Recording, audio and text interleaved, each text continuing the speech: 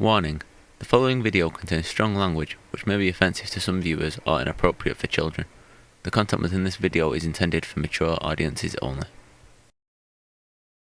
Hey everyone, I am He Who Reviews, and welcome back to my channel, or welcome to my YouTube channel. I named myself so because I love Who, and I'm here to review it, but I'll also review other things in the nerd sphere. Hence the name He Who Reviews. Anyway, without further ado, allons-y. Hey guys, welcome back to another video on Doctor Who. I'm going to be covering the Wild Blue Yonder and giving you my general thoughts. So what did I think of the Wild Blue Yonder overall? Well, I don't really feel I can talk about this episode in depth or in detail without spoiling elements that don't make the intentional, scary, fear-mongering nature of the episode work. You know, if I talk about them in a review. So if you've by chance not seen the video, and I want to give my general non-spoiler thoughts, I'm just going to say, the episode's tone was intended to be, I think, horror-inspired, I think scary, and to me, that worked. Maybe you could say I'm an absolute twit and a wuss and an idiot, but to me, the scariness worked. Perhaps my visual impairment helped, because things were cut the way it flowed. I couldn't tell what was what sometimes, and that really helped with the disorienting nature, and the scary nature of it all. I think it really gave great character moments, great character work, and the episode was scary, and I liked the scary nature of the episode. It felt like a classic Doctor Who adventure, brought us back to the Doctor and Donna having adventures, even inadvertently because the TARDIS malfunctioned and she spilled coffee on the console, but it brought us back to classic. It really showed what Russell T Davies can do with character work in the Doctor and Donna and the villains, which I'm not going to name because they don't even have a name, and the internet's term for them will kind of give stuff away.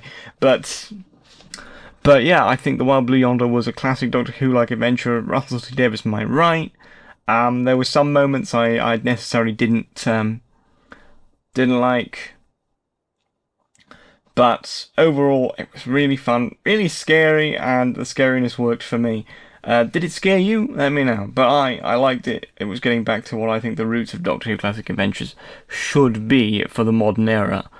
My general thoughts is, it's scary to me. I recommend the scary nature of the episode. I had a blast with this. Watch it.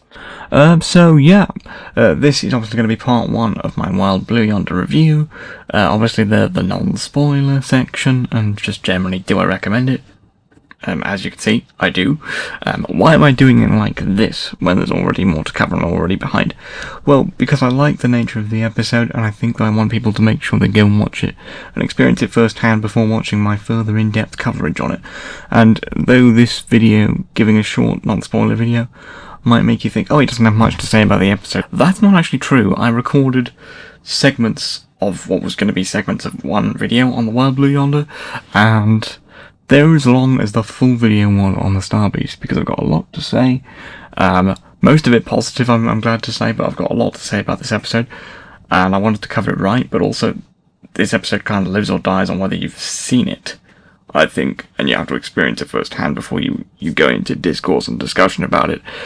So I wanted to do a non-spoiler video, prepping people that if they were interested in my further coverage on the special of Wild Blue Yonder, to watch my non-spoiler thoughts, and really encourage people to watch it if they hadn't seen it already.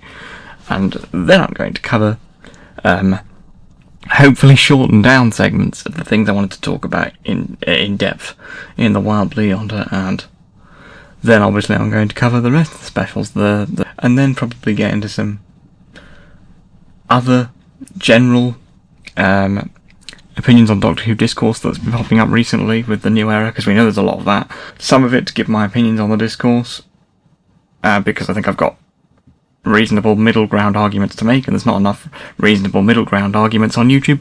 Some of it to give my arguments about discourse I'm passionate about, and then generally talk about, you know, how excited I still am for Who going forward, and what I hope to see in Ncuti Gatwa's season. So there's a lot of Doctor Who content coming, not less the split video that is this one. This is going to be part one of maybe 2 or 3 parts. I'll make a playlist and obviously tell you guys how many parts when I've actually made them. and obviously talking about some DC and Marvel videos. They will be popping up intermittently as well, so I've got a lot to say about this episode. There is a non-spoiler review coming down the road for the Wild Blue Yonder. I hope you've enjoyed this video. I hope you enjoyed what I've got coming up soon. And yeah, feel free to stick around, comment, subscribe, like, dislike. It's still interaction, it still counts. Whatever you want to do. Thanks for watching this video. That's the end of the video, guys. You can go now.